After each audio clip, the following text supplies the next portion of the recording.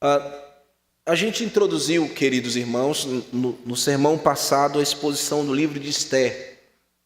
E eu falei para vocês que um dos temas centrais deste livro, empolgante livro, é o fato de vislumbrarmos a soberania de Deus movendo a história.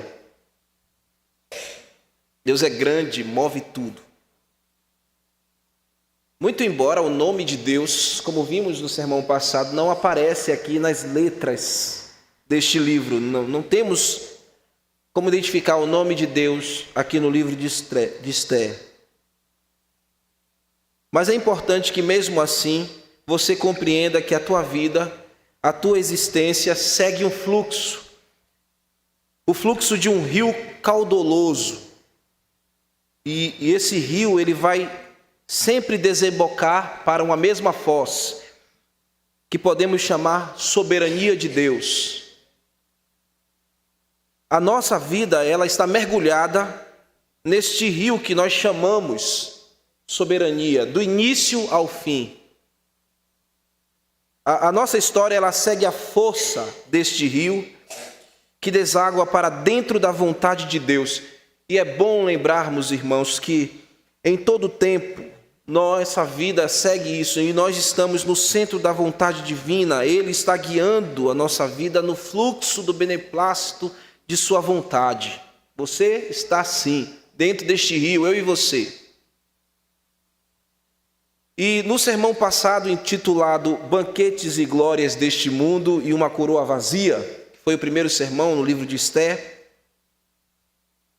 Pode botar aí, minha filha. Obrigado.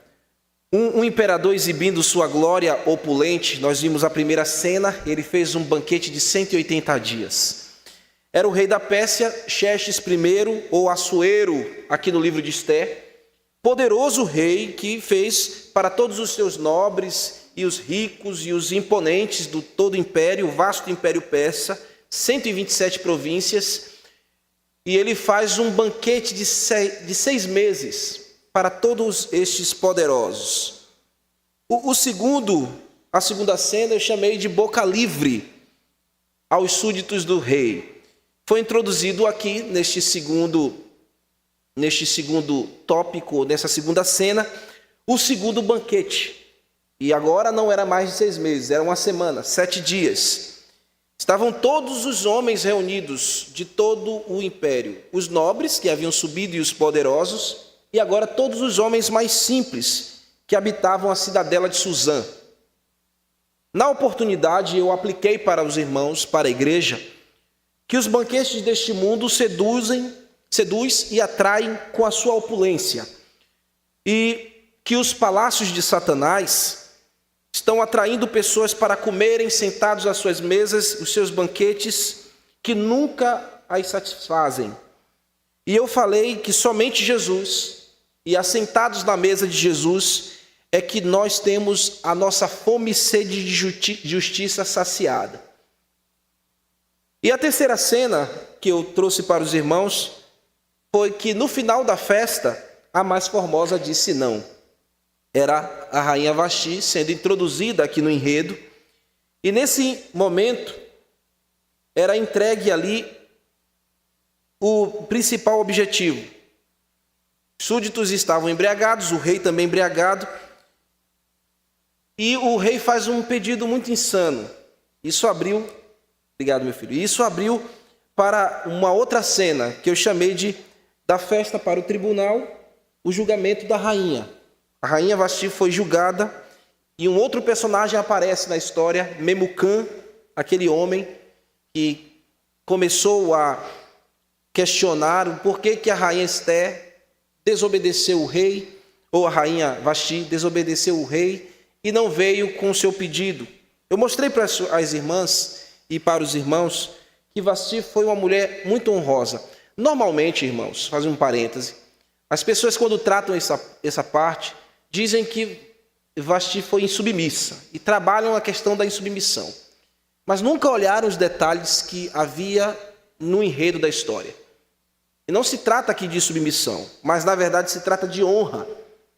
Vasti foi uma mulher honrosa. As mulheres honrosas, elas vão negar sempre qualquer coisa que venha contra a vontade de Deus, mesmo que seja pedido pelos seus próprios maridos. Se eu pedir alguma coisa a Érica que contraria a palavra de Deus, ela não deve fazer.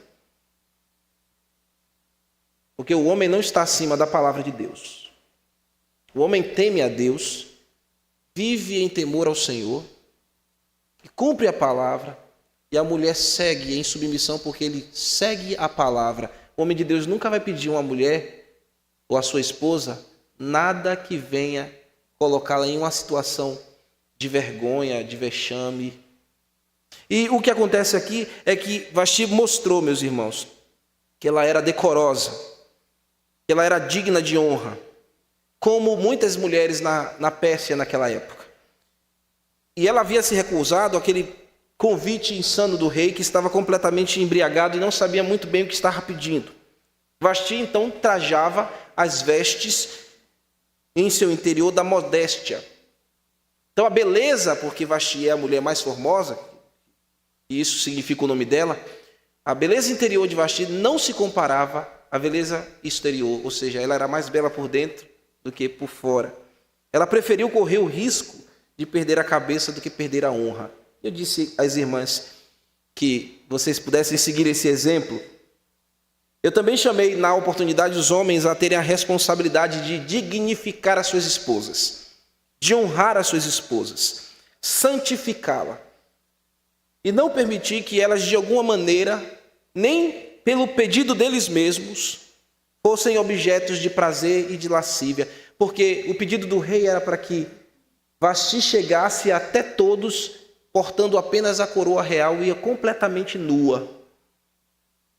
Eu falei para vocês, irmãs e irmãos, que nós homens não podemos colocar nossas esposas como um objeto na prateleira dos prazeres deste mundo. E, portanto, também apelei que os homens governassem bem a sua casa, se santificando e dedicando, mostrando que a submissão bíblica judaico-cristã é o caminho para todas as mulheres, com testemunho do próprio homem de Deus. E a última cena foi a coroa vazia. Eu mostrei para vocês que aquele reino opulente ficaria sem uma rainha por um tempo. Porém, Deus, em sua soberania, estava conduzindo todas as coisas e movendo todas as coisas para um propósito maior. E é o que nós veremos agora nessa próxima cena, nesse segundo capítulo do livro de Esther. Do livro de Esther, é isso mesmo. Eu intitulei o tema da nossa mensagem da seguinte forma: a nova rainha que não era nenhuma Cinderela. A nova rainha que não era nenhuma Cinderela. Nós vamos agrupar, irmãos, aqui os versículos, como nós estamos fazendo. Vamos fazer a leitura sentado, porque o texto é grande, mas nós vamos agrupando os versículos e aí considerando como nós já vemos fazendo e como já temos feito de costume. Vamos orar. Senhor, nós pedimos a Tua graça nessa hora, que a Tua palavra será exposta. Que o Senhor me conduza, ó Pai, com clareza, para que Teus povos, meus irmãos, sejam edificados. Eu te peço, Senhor, que o Senhor me guie, ó meu Deus, mesmo na minha fraqueza e limitação. Eu lhe peço, Senhor, e por amor do Teu nome, o Senhor me use como um instrumento nas Tuas mãos, para a glória de Jesus, para a glória de Jesus. Amém.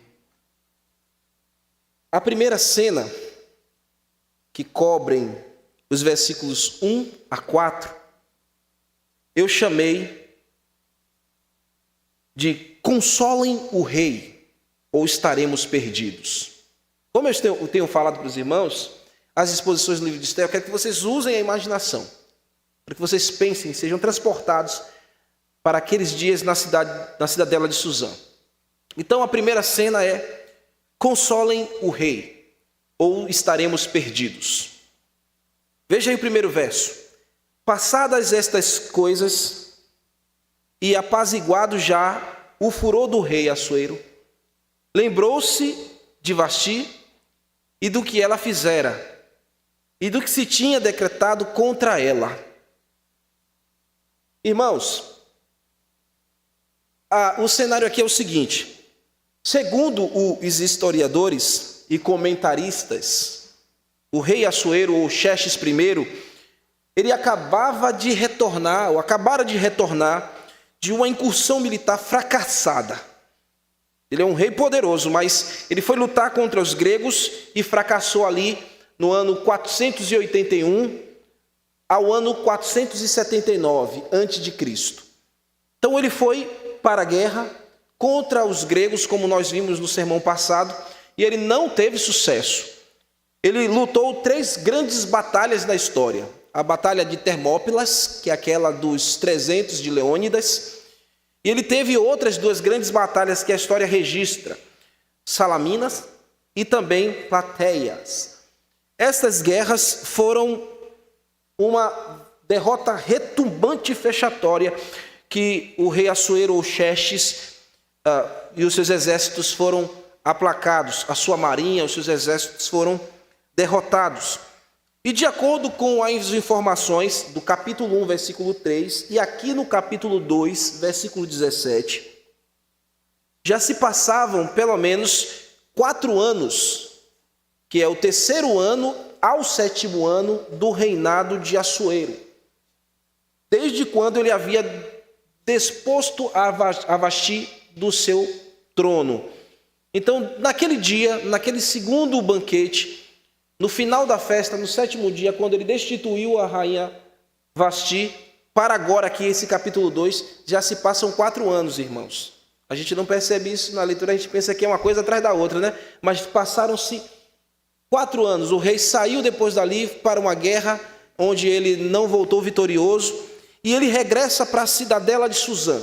Ele volta para seu palácio, para a capital do império, e para os seus aposentos.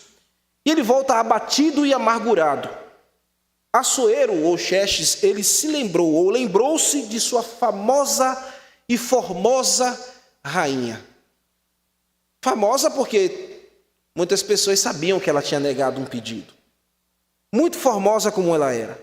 E ele lembrou do que ela tinha feito, e por consequência também do decreto que ele havia emitido e promulgado contra ela. Mas a Bíblia diz que o seu furor havia passado, ele já havia se apaziguado. Então havia o que, irmãos? Aqui, uma grande possibilidade da rainha Vasti ser reconduzida ao trono novamente. Muito embora, obviamente, aquilo que ele tinha emitido fosse irrevogável segundo a lei dos persas. Os persas faziam a lei e não podia revogar. Mas o que acontece aqui? Quem dançaria? Quem perderia a cabeça, ou melhor, seriam enforcados? Evidentemente, a todos aqueles que haviam incitado o rei a promulgar aquele decreto irrevogável para destituir Vasti. E eu penso aqui, irmãos, que uma vez Vasti restituída ao trono, ela iria com certeza mandar decapitar ou enforcar os seus inimigos. Isso era um fato lógico. Depois de uma noite nos braços do rei, para consolá-lo, porque ele vem triste da guerra, imagina o rei triste, abatido, ele pensa na sua esposa, na sua rainha, mas ela está deposta, ela não é mais a rainha da Pérsia e da Média. E depois de uma noite nos braços, se ele houvesse restituído o seu trono, claro que depois de uma grande noite de prazer, o que o rei negaria àquela mulher? Nós, homens, sabemos muito bem disso. Ao verem o rei triste, o que aqueles jovens fizeram? Ao ver o rei inconsolado e lembrando de Vasti e que o seu furor havia acabado, eles pensaram logo: nós precisamos fazer alguma coisa, porque se o rei colocar a rainha novamente no seu lugar, nós iremos dançar no meio da festa. Então, alguns conselheiros do rei vão até o rei. Eles já estavam percebendo essa possibilidade, e eles vão e se adiantam para poder salvarem as suas próprias peles. Mas nós sabemos que Deus está movendo todas as peças do tabuleiro. Mesmo que esses jovens estavam programando alguma coisa para se livrarem, Deus está movendo, irmãos, todas as peças do tabuleiro. Leia comigo os versos seguintes, 2, 3 e 4. Então disseram os jovens do rei, que lhe serviam: tragam-se moças para o rei, virgens de boa aparência e formosas. Ponha o rei comissários em todas as províncias do seu reino, e reúnam todas as moças virgens de boa aparência e formosura, na cidadela de Suzã, na casa das mulheres, sobre as vistas de Hegai, eunuco do rei, guarda das mulheres, e deem-se-lhe os seus ungüentos. A moça que cair no agrado do rei, essa reine no lugar de Vasti. Com isso concordou o rei, e assim se fez. A NVT, meus irmãos, ela traduz a palavra Naar no hebraico como conselheiros. Aqui foi traduzido como jovens. Apesar de a palavra Naar no hebraico signifique jovens ou meninos, moços que estão próximos ao rei. Esses jovens também, apesar dessa palavra se remeter a jovens ou a moços, estes jovens estão na presença do rei, mas são os seus conselheiros. E era uma coisa completamente comum naquela época. Os reis, eles eram cercados por jovens conselheiros. Os reis seguiam essa tradição. Por isso que a NVT não traduziu a palavra jovem, ela traduziu a palavra conselheiro. Mas o ponto que eu quero trazer para vocês aqui é que Assuero, muito poderoso, rico, influente, ele não sabia tomar decisões nenhuma por si próprio. Parece que esse homem tem preguiça de pensar. E ele precisa de conselhos, seja de quem for. Lembra dos primeiros banquetes? Lembra do conselho que ele recebeu de Memucã, um experiente dentro do reino? E aqui agora ele está dando ouvidos a jovens conselheiros no seu reino, que viviam no seu palácio.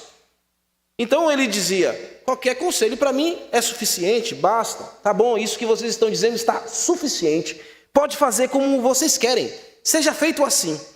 Então aqueles jovens conselheiros, segundo o aval do imperador, convoca em todas as 127 províncias do império um decreto real, inquestionável, irmãos, sem escolhas. As mulheres virgens de todo o império, as mais formosas de todo o império, deveriam participar de uma espécie de concurso de beleza. Era um pseudo concurso de belezas.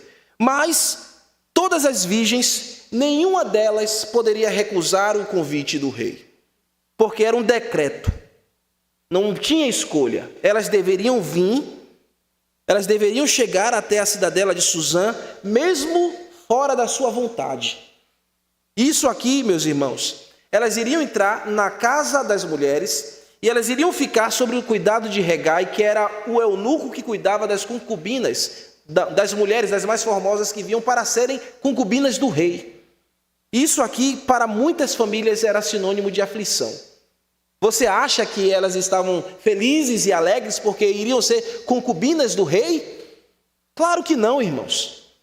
Aquelas jovens tinham um futuro em suas mentes. Elas imaginavam ter família, ter seus filhos, mas agora não. Agora, por causa de um decreto, por causa de um capricho, primeiramente de um rei,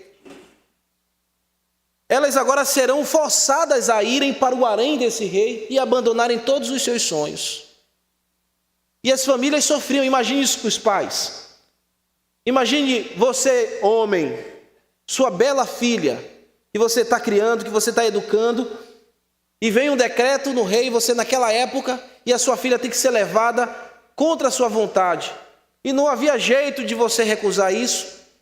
Não tinha como você esconder a sua filha.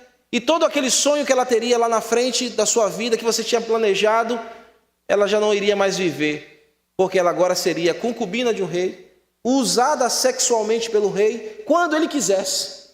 E você acha que isso era alegria para as meninas, as mais novas? Eram virgens, irmãos. Eram meninas que nunca tiveram contato com homem nenhum. Eram lindas, mulheres que haviam guardado a sua pureza. E ali tinha gente de todo canto, porque o império vasto de Xerxes havia conquistado muitos povos. Então tem ali judeu no meio, você tem outros povos ali no meio, e também os próprios persas. Com tudo aquilo aceito e ratificado pelo rei, o que os conselheiros disseram? Ufa, nós estamos salvos. O rei atendeu o nosso pedido.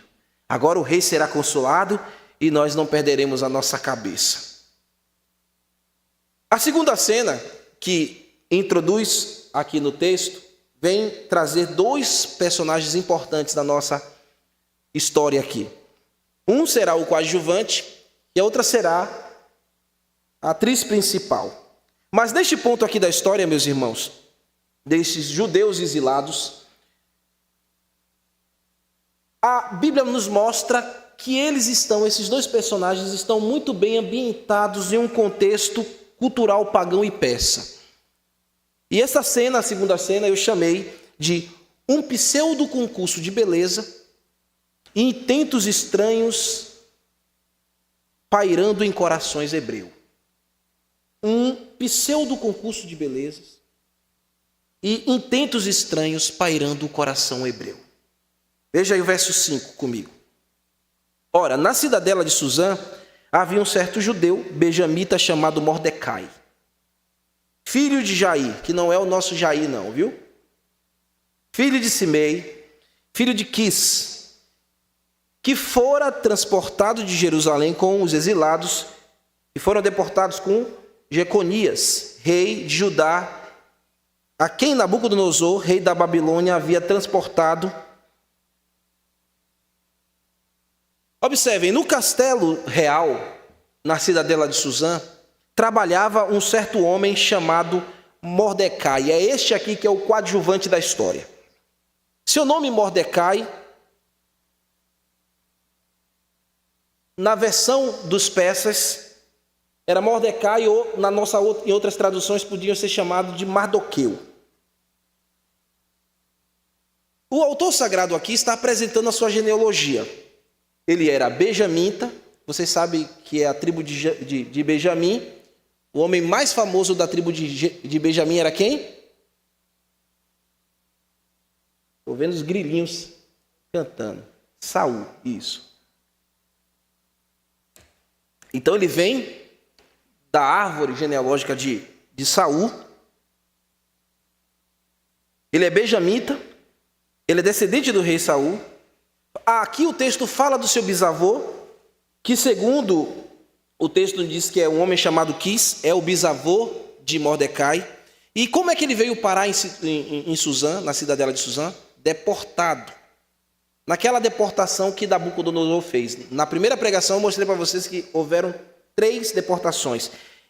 E o que parece, segundo o texto aqui, é que na segunda deportação, no ano 597, o bisavô de Mordecai chegou na cidadela de Susã, prisioneiro, pelo rei Nabucodonosor, que trouxe também o rei Jeoaquim. Jeconias é o mesmo rei Jeoaquim, que foi trazido como prisioneiro também para a cidadela de Susã, que na época era a capital da Babilônia, do reino babilônico. E o que acontece aqui, irmãos? Esses fatos históricos estão sendo registrados para nós, leitores. Por que ele falou aqui que há um bisavô, que é parente de Saul, que veio o rei Jeoaquim? Por que o autor está se concentrando em falar isso? Para mostrar que esses dois personagens têm um povo, têm um Deus, eles têm uma etnia. Isso aqui é muito importante. E às vezes na leitura a gente não percebe a mente do autor, o que ele está querendo comunicar. Então, Mordecai, Esté, pertence a um Deus. Vocês estão entendendo, queridos? Nós pertencemos a um Deus. Então, esses dados servem aqui para nós nisso. Mordecai era judeu, pertencia a um povo, o povo escolhido por Deus. E o texto nos mostra que ele tem adotado um outro nome, Mordecai. Mordecai significa, e evidentemente, irmãos, ele não teve escolha, ele foi batizado quando ele chegou lá, ou provavelmente quando nasceu ali, é o seu bisavô que chega, ele provavelmente nasce ali, e nessa altura aqui ele teria mais de 100 anos, se ele tivesse sido deportado. Então, os historiadores pensam que ele chegou lá pelo seu bisavô e nasceu ali mesmo, no império, ele e tanto a Esté. E o que acontece aqui? Evidentemente, todos os povos que eram conquistados recebiam nomes pagãos.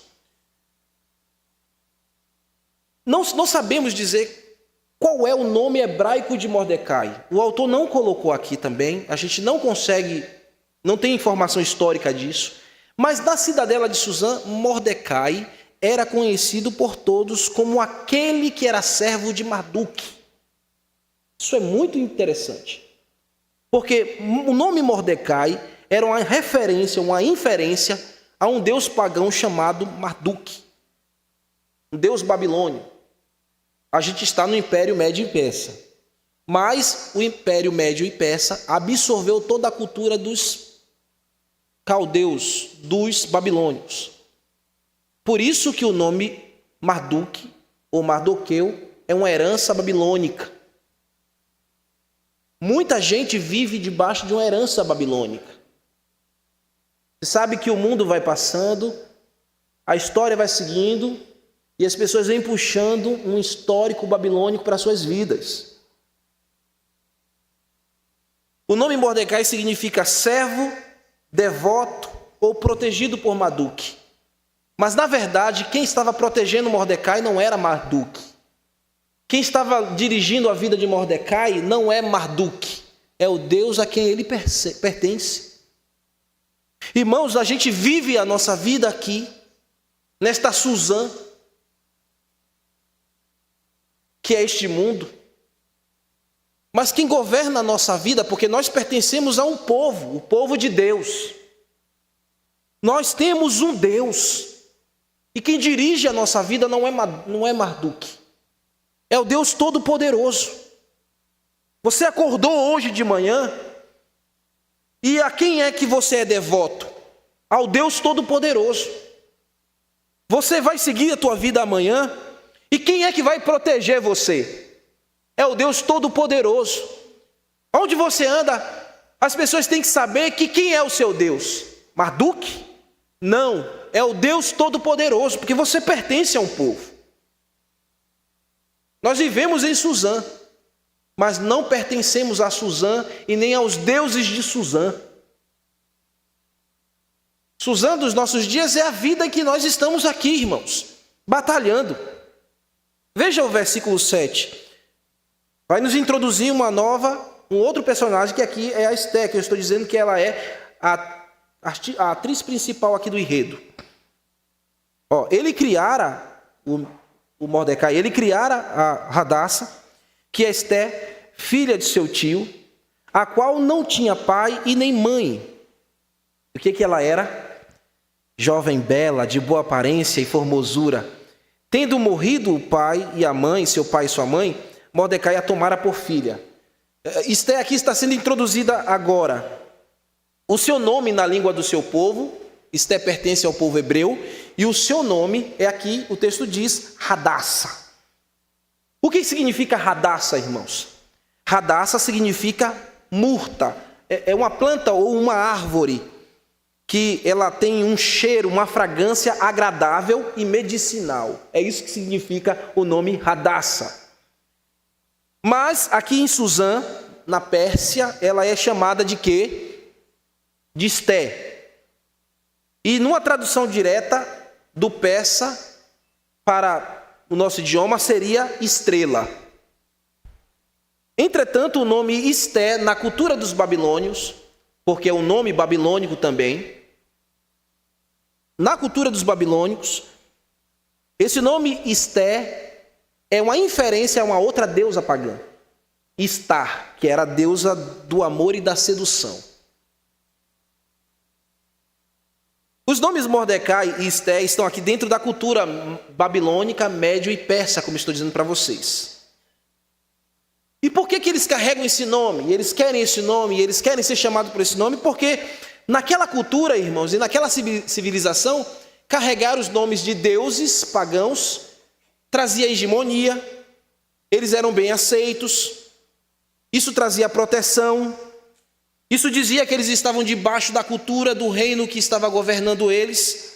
E é assim que muitos fazem, para serem bem aceitos na cultura onde eles estão inseridas, eles absorvem os conceitos dos deuses deste mundo, só para serem bem aceitos, só para não serem ridicularizados, só para terem acessos e aberturas. E talvez muitos dentro de igrejas fazem isso. Estão inseridos em um mundo, não pertencem àquele mundo, não têm o Deus daquele mundo, mas aceitam o nome, as nomenclaturas, interagem com as coisas daquele mundo, simplesmente para não serem ridicularizados. Ei, jovem, isso fala muito para você, na faculdade, com os amigos. Mas nós sabemos que na soberania de Deus e naquela tensão soberania de Deus e responsabilidade humana, tanto Mordecai e Esté são responsáveis nisso. E você também é responsável. Mordecai e Esté são primos aqui. Mas Mordecai havia tomado a Esté como filha adotiva, porque ela ficou órfã. A gente viu aqui, ela perdeu os seus pais, a gente não sabe por quê, se eles morreram, qual o motivo da morte deles, mas o fato é que Esté ficou órfã e o primo mais velho tomou ela como pai, como filha. Então ele era um primo pai adotivo de Esté. Esté era uma mulher graciosa, muito linda, muito formosa. Ela tinha todos os predicativos para fazer parte daquele pseudo concurso que eu falei para vocês.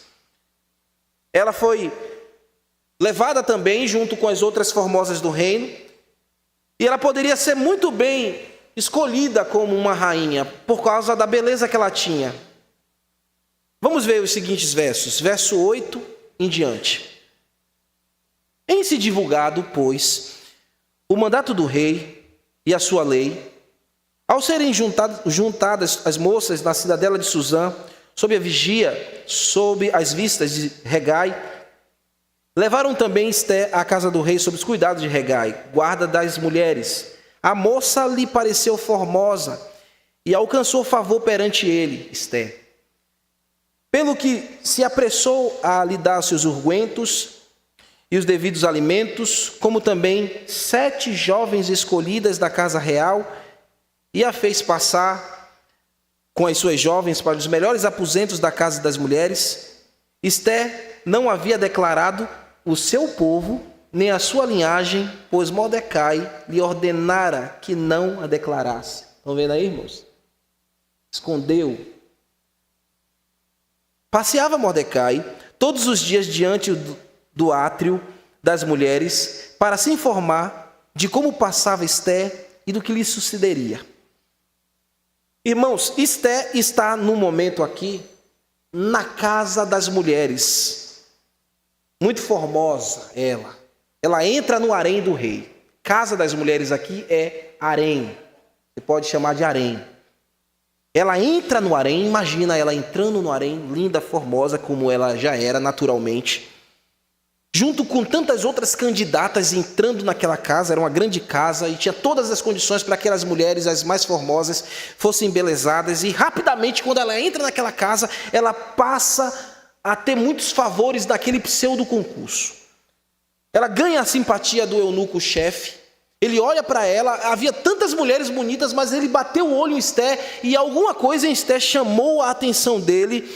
Diante de todas as candidatas, Esté parecia ter algo que a diferenciava. Realmente ela parecia ser a estrela da festa. Então nós podemos dizer aqui, irmãos, que Deus está favorecendo Esté, porque a gente sabe que Deus é que está movendo a história. E mesmo com o intuito no seu coração meio que estranho, porque pairava ali entre Mordecai e Esté um sentimento meio que estranho, porque eles estavam muito associados com as coisas da Pérsia. Deus havia beneficiado Esther porque ele tem um plano maior. Por que que Deus salva a mim e a você das nossas decisões estranhas, irmãos? Porque ele tem um plano maior até nas nossas escolhas erradas. Eu e você, queridos, fazemos escolhas erradas o tempo inteiro. Mas Deus está dirigindo a nossa história na sua soberania. E Ele é poderoso para nos favorecer. E isso não retira a nossa responsabilidade. Por favor, não percam de vista isso. A soberania de Deus não anula a responsabilidade do homem. Isso é um princípio. Esther está sendo favorecida por Deus. Quem fez regar e olhar para Esther? Deus. Mas os intuitos de Esther, as intenções de Esther estão maculadas. A gente não percebe em uma leitura rápida. Podemos dizer que Deus favoreceu Esther, podemos dizer que Deus nos favorece mesmo nas nossas más intenções, mas por quê? Porque Deus tem um plano maior, queridos. Pense aí em uma intenção que você já fez, uma escolha errada que você fez. Mas por que que Deus te tirou dessa cilada? Porque Ele lhe fez crescer. Porque o plano dele é maior do que a sua escolha manca, do que a tua visão míope. Às vezes a gente faz uma escolha de um emprego errado, sabe, irmãos? A gente quebra até a cara, a gente padece, mas depois Deus nos levanta, porque o propósito dele era maior dentro daquela escolha que a gente fez. Talvez você pode dizer, no meu casamento estou vivendo isso, viu, pastor? Mas há um propósito maior. Há um propósito maior. Aí ela chega lá, irmãos, naquela casa, no harém, e ela passa a ter os melhores cosméticos. Imagina, queridas irmãs, os melhores cosméticos. É muito melhor do que Mary Kay, né? Ela tem os melhores cosméticos para o seu embelezamento. Ela tem lá as finas iguarias, sabe, irmãzinhas? Aquela dieta maravilhosa que você quer tanto fazer. Você chega na prateleira do mercado e diz, oh meu Deus, no meu bolso não dá para fazer essa dieta. Esther tinha à sua disposição, sabe, irmã Ivone? Tudo o que ela precisava. Érica está para fazer uma dieta aí, a gente já está olhando as prateleiras. Meu Deus, me ajude. Ela tem as mais finas iguarias para a melhor dieta possível. O que ela tem também, queridas? Ela tem um quarto só para ela. Um quarto grande, os melhores aposentos. O melhor aposento da casa das mulheres do harém era agora de Esther. E junto com ela, 7 moças, 7 secretárias, para ajudá-la no seu embelezamento. Que vidona que Esther está tendo, não é verdade? Esther está tirando uma de patroa. A patroa Esther. Irmãs. Mas a gente é seduzido por essas coisas. A gente é seduzido pelos cosméticos. A gente é seduzido pelas finas iguarias. A gente é seduzido pelos quartos e pelos criados que são entregues a nós para satisfazer as nossas vontades, os nossos intentos. Isso nos leva para longe da vontade de Deus. Como é que uma mulher dessa iria pensar em Deus dentro de uma cultura pagã, dentro de tudo isso oferecido para ela? Ela não está percebendo que Deus está conduzindo todas as coisas. Porque o que mais fala alto aqui no coração de Esther é o intento da sua natureza. Hadassah estava toda envolvida neste glamour, minhas irmãs. Ela nunca imaginaria ter a expectativa futura de se apresentar diante do seu imperador e um dia poder ser coroada. Mordecai ordenou que Esther não contasse a ninguém a sua verdadeira origem, a sua identidade. Mordecai disse, não conte de onde nós somos, não fale. Ele deveria esconder, ou ela deveria esconder, por ordem de Mordecai, a sua etnia, e por isso o seu Deus, o povo que ela pertencia. Simplesmente ela atendeu o convite, porque ela tinha uma dívida emocional com Mordecai, que se tornou seu pai adotivo. Então, simplesmente ela disse, tudo bem, eu vou fazer assim como você está dizendo. Isso abre para nós, irmãos, que muitas vezes nós negociamos a nossa identidade por causa de dívidas emocionais. A gente está emocionalmente afeiçoado com alguma coisa, ou em dívida com alguém ou algo, e o que a gente faz? A gente atende tudo porque nós estamos refém. Nós não podemos ficar refém emocionalmente e negar a nossa identidade, negar quem somos. Em Suzã tem essas coisas, irmãos. Tem as coisas que estão nos favorecendo, ou parecendo que está nos favorecendo. Tem as pessoas dizendo, esconda a tua identidade. É lógico que aqui na história, meus queridos, eu quero que vocês enxerguem isso. Nem Esté e nem Mordecai sabem o fim da história. São limitados. Eles não sabem onde isso vai dar. O que Mordecai quer? Que a sua prima, filha, se torne rainha e ele possa gozar dos benefícios disso. O que a estrela queria? Ser a rainha agora. Eu tenho todas as condições, eu sou bela. Olha, todo mundo está me favorecendo. Eu tenho tudo aqui aos meus pés. Quando chegar a minha hora, Assuero vai ver. Claro que eles não conseguem enxergar o futuro. Eles não estão vendo que Deus está movendo todas as coisas. Mordecai trabalhava no palácio e por isso sempre ele passava por ali, meus irmãos, espreitando para ver se tudo estava caminhando conforme o figurino. Ele ia lá e via, e aí, Hegai, como é que estão as coisas aí? E aí, Esté, está tudo caminhando certo? Esté, você está endossando aquilo que eu te disse? Esconda a tua identidade. Claro, meus irmãos, eles não sabiam. Mas a intenção de ambos não era questão espiritual. A intenção de ambos era uma questão de posição social. Mordecai queria sair da porta, de ser apenas um guardião de porta, e Esté queria ser rainha. Aqui está a aplicação que eu digo que é o âmago da mensagem de hoje. Meus irmãos, aqui no enredo de Esté, prova que ela não é nenhuma Cinderela como a gente aprendeu. Eu estou trazendo uma perspectiva de Esté que parece que confronta algumas pessoas. Esté não era aquela Cinderela que nos foi apresentado desde a infância. Claro, porque ali nos entregaram um resumão, irmãos. Apenas um resumão. Ninguém nos contou os detalhes da história. Ninguém parou para desenhar as figuras diante das nossas vistas. Nós nunca enxergamos a história com a riqueza de detalhes que talvez nós estamos fazendo agora. Aí a gente acaba colocando Esté num pedestal e esquece do que a Bíblia diz, que o coração do homem é enganoso, todos os homens são pecadores. Esté é pecadora e Mordecai também. É homem e mulher de Deus, mas está pecando. Pertence a um povo, pertence a um Deus, mas está fora da vontade imediata de Deus. Nós sabemos que Deus está movendo todas as coisas, irmãos. Ele é soberano e move até os nossos maus desígnios para cumprirem o seu propósito.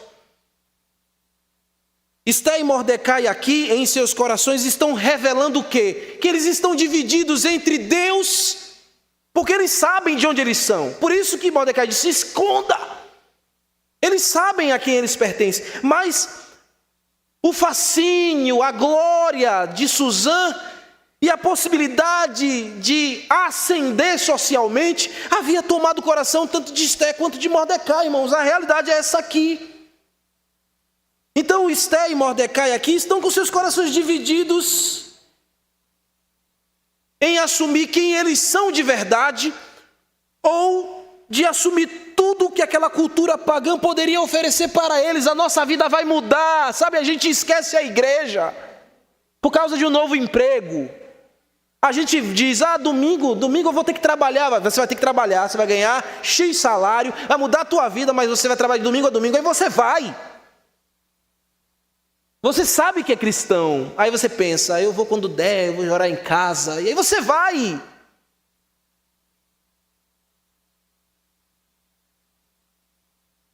Muitos cristãos são fisgados nessa hora, irmãos. Muitos de nós temos um povo, somos Povo de Deus, nós temos um Deus, mas nós somos fisgados nessas horas, quando a nossa vaidade é atingida, quando as nossas expectativas chegam diante de nós como que agora é a possibilidade da realização.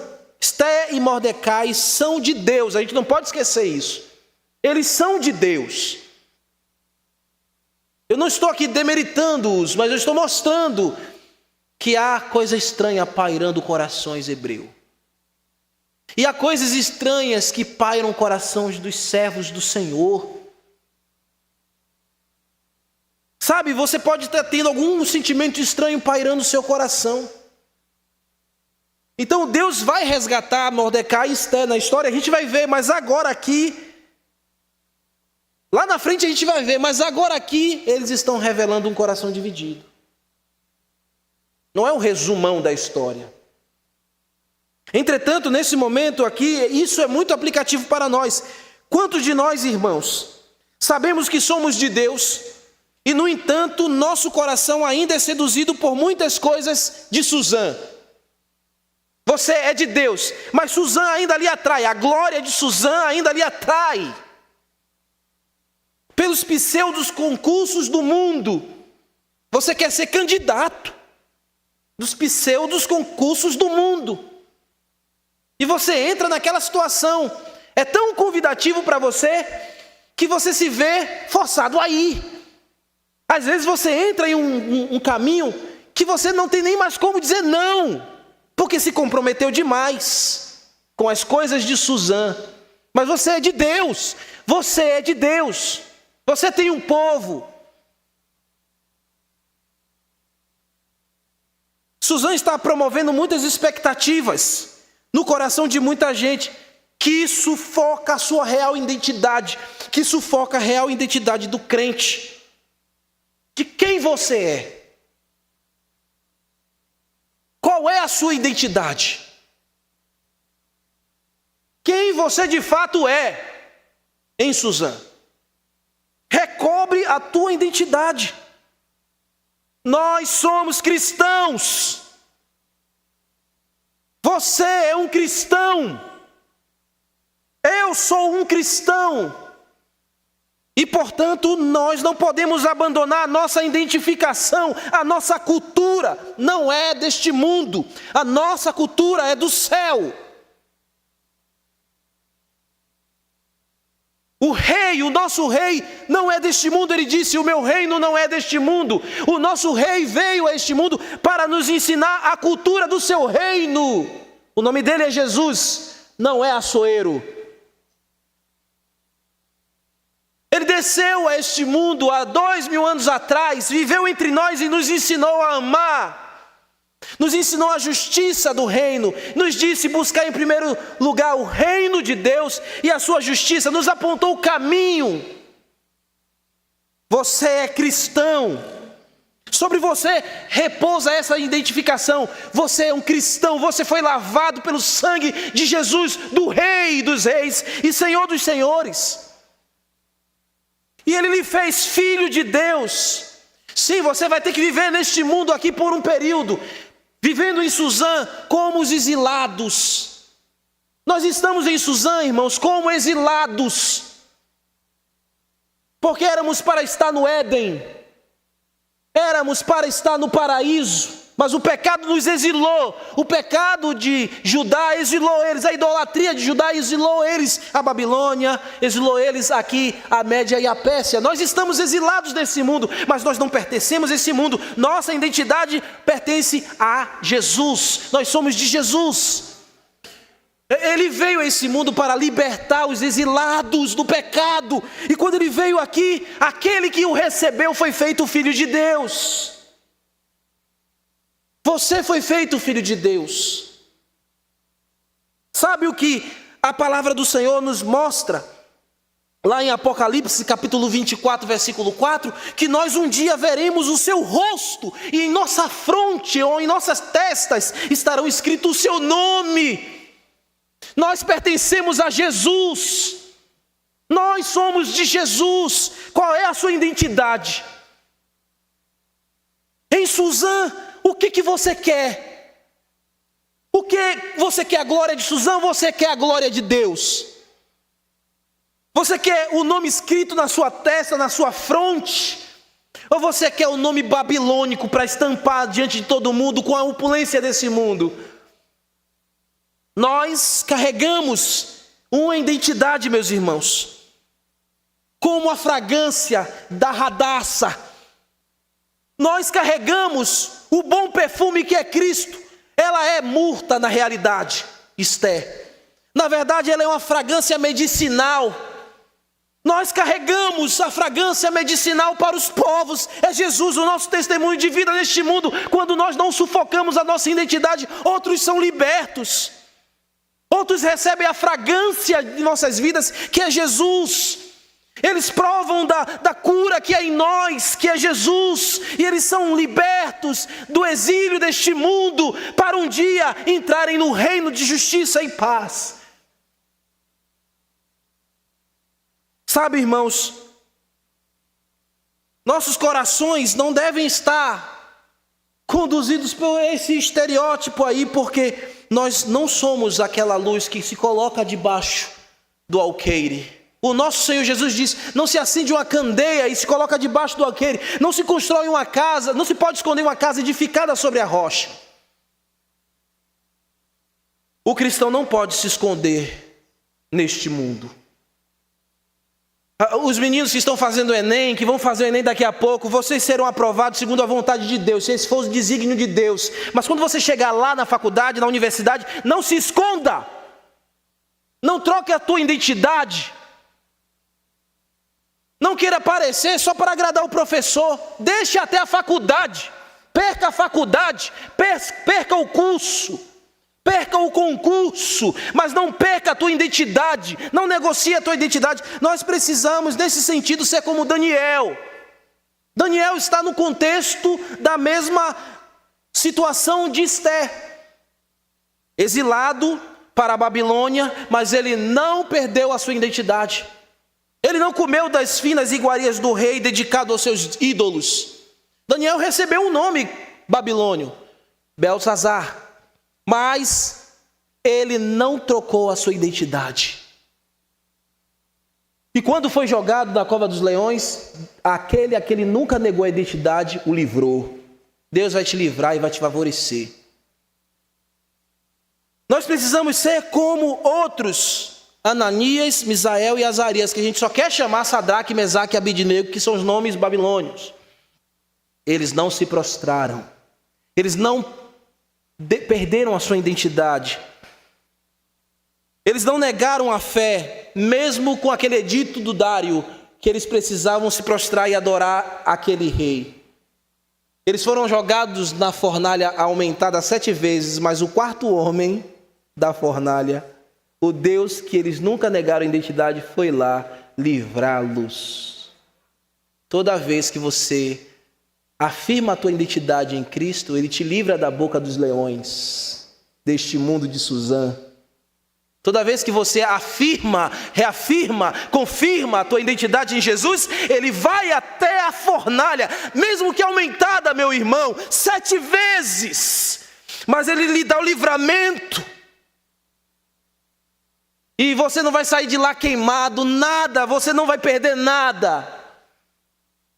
Mordecai precisava, junto com Esther, lembrar desses episódios aqui que eu acabei de narrar para você, de Daniel, de Misael, de Azarias, de Ananias, porque não se passavam nem 100 anos quando isso aconteceu.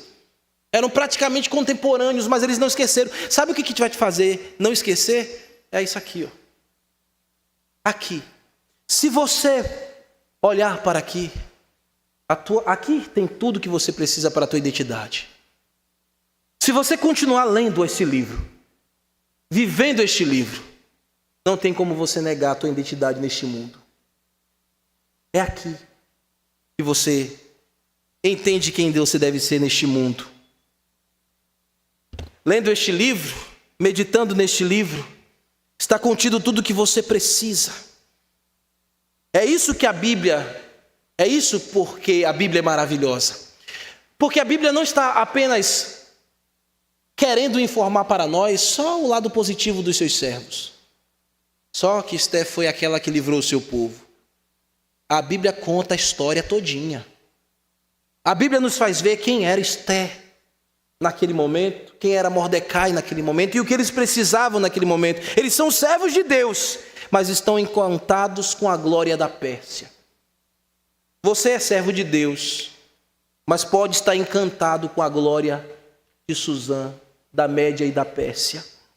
É importante lembrar também que nós precisamos não viver camufladamente, desejando somente o que é estereótipo. A gente tem que trazer para fora quem nós somos por dentro. Nós somos do Deus verdadeiro. Não podemos agir como agiu Mordecai e Esté, por dentro um coração hebreu, mas por fora aspirações de qualquer pagão que não teme a Deus. Vamos, irmãos, à próxima cena que eu chamei: a amada é coroada, o reino está em festa. A amada é coroada e o reino está em festa. Verso 12.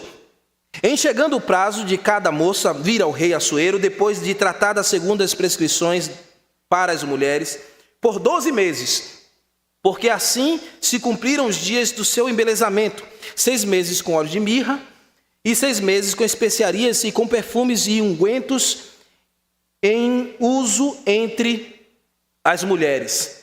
Então é que vinha a jovem ao rei, e a ela se dava o que desejasse, para levar consigo da casa das mulheres, para o rei. À tarde entrava e pela manhã tornava à casa das mulheres, sobre as vistas de Sasgás. Aqui é uma outra casa, viu, irmãos? Eunuco do rei, guarda das concubinas, não tornava mais ao rei, salvo se o rei a desejasse e ela fosse chamada pelo nome. Primeiro, as moças nobres, virgens, iam para a casa das mulheres, que é o harém. Elas passavam 12 meses sendo embelezadas, depois elas iam se deitar com o rei. Elas iam ter uma noite com o rei. Chegavam de tarde e só saíam no outro dia. E depois que o rei as usava, elas não voltavam mais para a casa das mulheres, para a primeira casa. Ela ia para outra casa, a casa das concubinas, porque agora ela já é uma concubina. O rei já tirou sua virgindade, porque elas eram virgens, e agora ela vai para a casa das concubinas. E só pode voltar para o rei para satisfazer as suas paixões sexuais lascivas, se o rei chamasse pelo nome dela. Olha, eu quero que chame fulana lá, é aquela que eu quero, que está lá na minha concubina. Aí ela vinha. Fora isso, nunca mais ela ia ver o rei. Essas meninas que vinham, muitas delas, inúmeras delas, a maioria delas só tinha uma noite com o rei e nunca mais se deitava com homem nenhum mais. Não tinha mais família, não tinha mais nada, não voltava mais a ter relação com o rei, vivia a sua vida lá naquela casa. Suzã faz assim, irmãos, nos atrai, a gente vai com a glória, com as mirras, com os alimentos, com as secretárias, a gente se deita, se prostitui e depois ele esquece a gente lá. É assim que acontece em Suzã. No reino de Deus não existe isso. Ninguém é defraudado no reino de Deus. No reino de Deus nós somos elevados à posição de filho de Deus. Nós não ficamos esquecidos. No reino de Deus a gente tem promessas gloriosas. Aquele que guarda a sua identidade no reino de Deus tem promessas gloriosas. Passou-se depois de algum tempo, os anos, ou os meses se passaram, e agora Vasti Esté está na casa do rei. Ela foi conduzida para o rei, ela entra agora no rei. E ela não leva nada, irmãos. O texto aqui nos mostrou que ela foi favorecida. Ela não leva nada, ela não leva nenhuma indumentária para encantar o rei. Ela só vai com a sua beleza. Ela recebeu muitos ungüentos, ela recebeu muita coisa para potencializar sua exuberância, e ela não leva mais nada. Ela vai lá, ela entra, e Deus, pela misericórdia, a favoreceu. O texto diz que o rei que o rei a desejou. Veja o versículo 15. Esther, filha de Mordecai, Esther, filha de Abiail, tio de Mordecai, que a tomara por filha, quando lhe chegou a sua vez de ir ao rei, nada pediu a ele, além do que disse Hegai, eunuco do rei, guarda das mulheres. E Esther alcançou favor de todos quanto haviam. Mais uma vez ela foi favorecida. Assim foi levada Esther ao rei Assuero, à casa real, no 10º mês, que é o mês de Tebete, o 7º ano de seu reinado. O rei amou Esther mais do que todas as mulheres, e ela alcançou perante ele seu favor e benevolência. Mais do que todas as virgens, o rei lhe pôs sobre sua cabeça a coroa real e a fez rainha no lugar de Vasti. Pronto, ela se tornou rainha. Esther dormiu com Assuero, ela foi tornada rainha, Deus favoreceu ela por causa de um propósito maior, irmãos. A gente tem que ter essa perspectiva aqui. O rei a amou mais do que todas as outras. O rei foi benevolente com ela e lhe concedeu a coroa sobre a sua cabeça. Aquela coroa vazia agora tem uma dona, e Vasti foi colocada de lado. Esther agora não vai voltar para a casa das concubinas, porque ela vai morar onde agora? No palácio. Rapaz, Esther ainda não sabe de nada. Mas para ela foi uma promoção fantástica, né? Está agora como rainha no palácio em Suzã. E para comemorar tudo isso, o que o rei fez? Deu um banquete, deu uma festa, era a festa da rainha Esther, um banquete para as suas províncias, e ele ainda disse, acabem com os grandes impostos pesados, eu vou dar um grande desconto para vocês. Verso 18. Então o rei deu um grande banquete, e a todos os seus príncipes e seus servos, era o banquete de Esther, e concedeu alívio ou um desconto às províncias e fez presentes segundo a generosidade do rei, ou generosidade real. Imagina, o rei está tão feliz agora, tão alegre, estou com uma rainha linda, deu presente para todo mundo, o reino está em festa, agora temos uma rainha e o rei está feliz, estamos aliviados dos nossos impostos, a gente está recebendo presente. Meus irmãos, parecendo que está tudo dando certo lá no reino, tudo dando certo para Vasti, ou para Esther, tudo dando certo para isso. Mas nós veremos, irmãos, o propósito maior de Deus na história, as misericórdias de Deus na história. E a última cena aqui, para nós encerrarmos, eu chamei de um atentado contra o rei é desmascarado, porém um herói é esquecido. Veja o verso 19. Quando pela segunda vez se reuniu as virgens, isso aqui significa que está tendo algum tipo de administração dentro do reino, lá no harém do rei, porque mesmo que agora o rei tenha uma rainha, ele ainda continua a prática do costume real, que era ter concubinas. Então ele faz alguma coisa lá, ele reúne algumas mulheres. Obrigado. E aí o texto continua. Mordecai estava sentado à porta do rei. Esther não havia declarado ainda a sua origem, a sua linhagem, seu povo, como Mordecai lhe ordenara, porque Esther cumprira o mandato de Mordecai como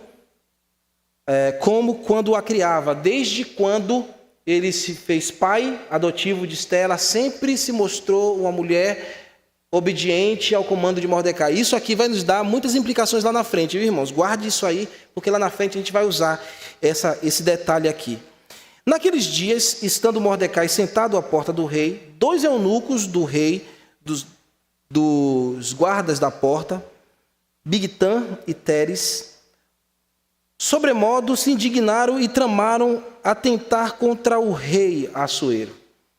Veio isso ao conhecimento de Mordecai, que o revelou a rainha Esther. Esta disse ao rei em nome de Mordecai.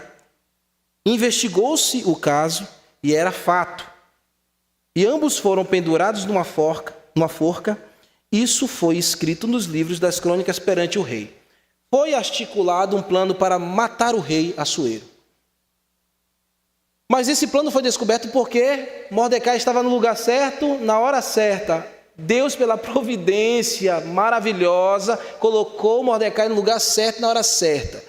Ele ouviu a história, contou para Esté, Esté contou para o rei, dizendo que Mordecai havia ouvido toda a história. O rei mandou averiguar de maneira bem escrutinada o que estava acontecendo. Quando o rei soube que realmente essa trama era real, o que ele fez? Ele mandou matar, enforcado, os seus inimigos. E isso foi registrado no livro dos persas, nas crônicas dos persas, nas histórias dos persas. Diante do rei, na mesma hora, registra aí, diante do rei foi registrado que Mordecai foi aquele que avisou, mas ele foi esquecido. O rei não fez nada. A vida seguiu em Suzã, Mordecai continuou na frente da porta e parece que o herói foi esquecido. Mas isso aqui, irmãos, é por causa de um plano maior e uma providência maior. Mordecai podia dizer, a rainha, minha filha, prima, agora eu vou ascender aqui no reino, eu vou ascender no império, mas ele teve que amargar o esquecimento. Isso puxa para nós aqui isso. Não criem expectativas em Suzã. Você vai amargar o esquecimento, mesmo que isso seja registrado. Mesmo que isso seja notório aos homens. Não criem expectativas em Suzã. Você pode amargar o esquecimento. Mas ele vai ser lembrado, irmãos. Isso é cena para os próximos capítulos, tá bom? Deus abençoe vocês e aplique essa palavra em nossos corações. Vamos orar. Senhor, obrigado pela exposição da Tua palavra, pela história de Esté, pela Tua providência, Senhor, maravilhosa, e nos ajude, Senhor, a nunca camuflar a nossa identidade. Nós somos cristãos. Precisamos apresentar essa realidade para o mundo. No nome de Jesus. Amém. Amém? Irmãos, nós teremos aí 5 minutinhos, beber água para a gente fazer a nossa assembleia. Oi?